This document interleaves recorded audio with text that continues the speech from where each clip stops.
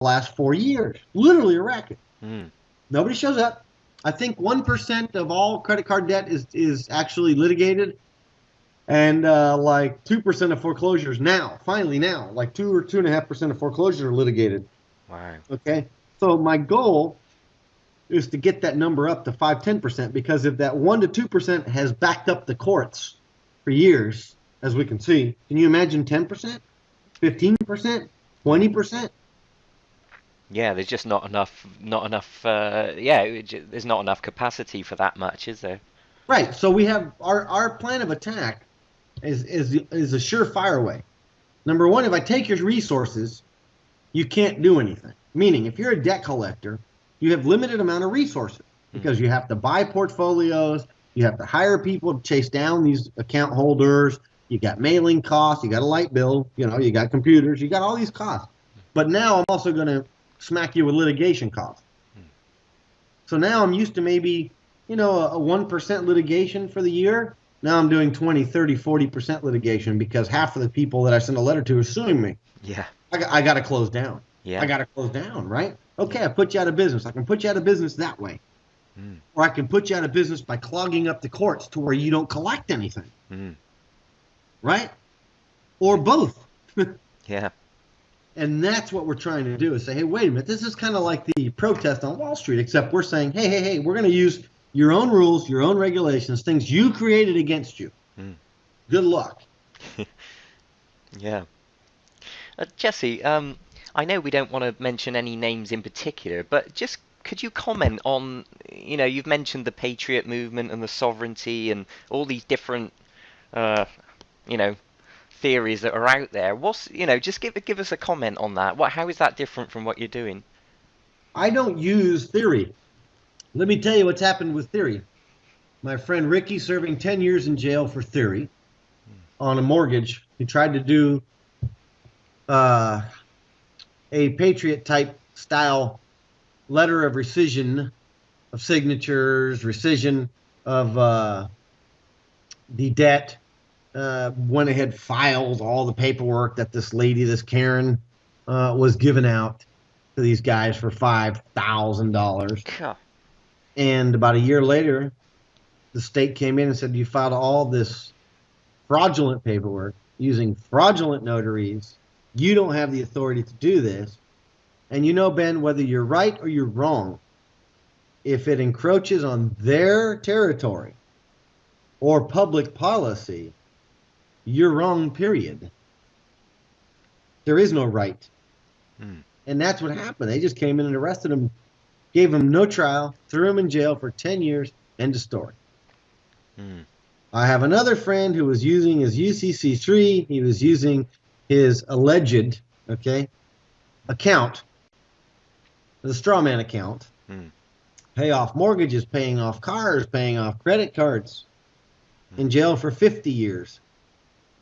Because, granted, I do, and I've seen the proof that those accounts are there, there's money there, but I challenge anybody to show me proof that they have authority to use them.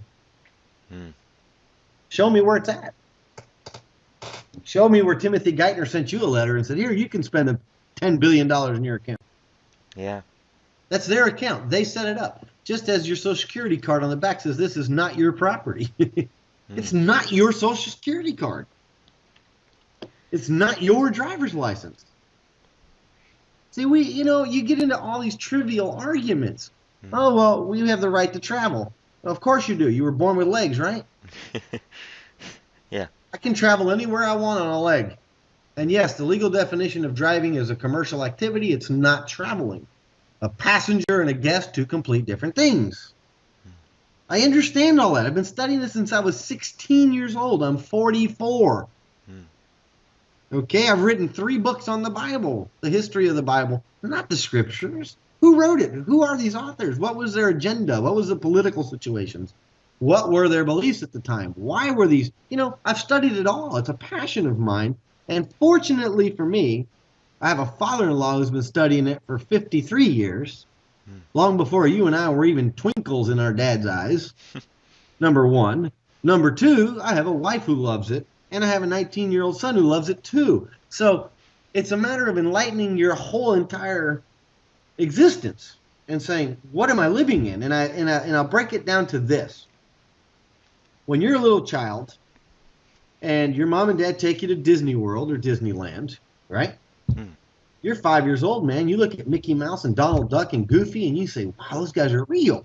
And you look at the perfect little brick streets and the perfect painted buildings and the fireworks and the stars and the little, what is her name, Twinkle or whatever the heck her name is up there at the top of the castle coming down across the road. You know, it all seems surreal to you when you're 5 and 6 years old, right?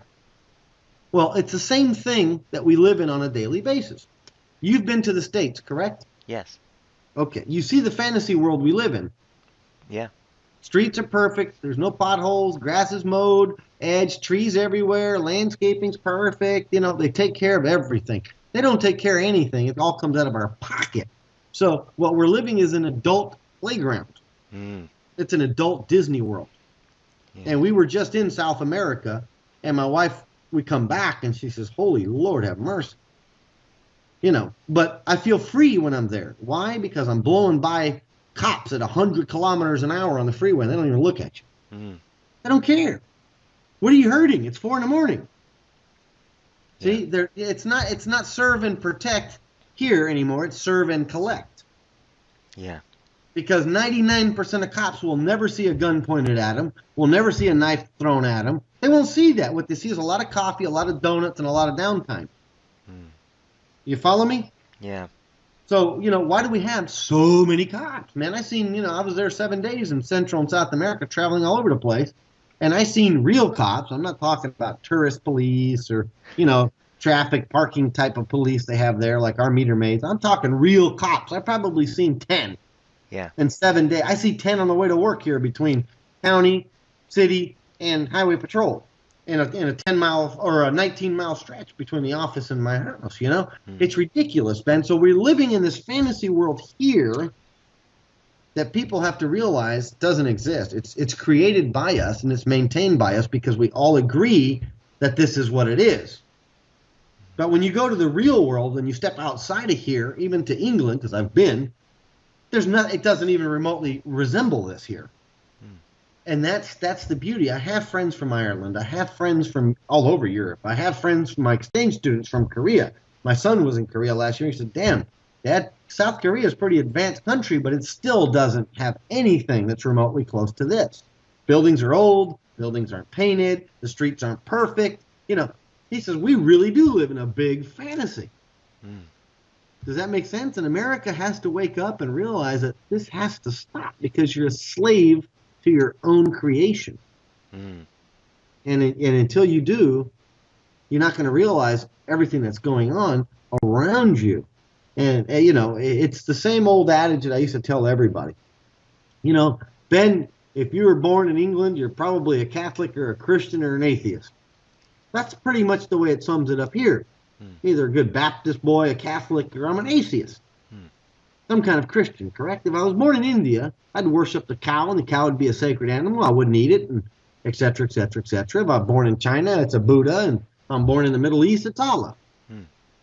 But yet, adult, grown human beings will argue whether Mickey Mouse, Donald Duck, and Pluto are real or not, and whether my Mickey Mouse is real and your Pluto's fake.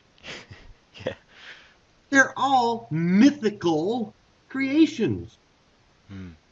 I do believe in a creator, no doubt about it. Just look around, it speaks for itself. But I can't label it Allah or Christ or Buddha because I'm arguing stupidity. I don't have time for that. And that's kind of the way I look at the Patriot movement. I understand the basics. I understand the theory. I have proof of it. I have done. I'm sure you know what accepted for value is, right? I'm familiar with the concept, yeah. Okay, I did 4 of them last year. Paid off 4 taxes to 4 counties. And then I did 27,000 more that didn't get acknowledged. Right. You follow me? There's no consistency. Right. It wasn't worth it to me. I have friends who are paying back the IRS for this OID process. I mean dearly. I have one guy who just got 4 years in prison for it. Right. Okay? I can't do that to people in any good conscience. Number one. Number two, I can't do that and knowingly charge them for something that doesn't work. So when I say, Ben, become a member, pay the $99, get in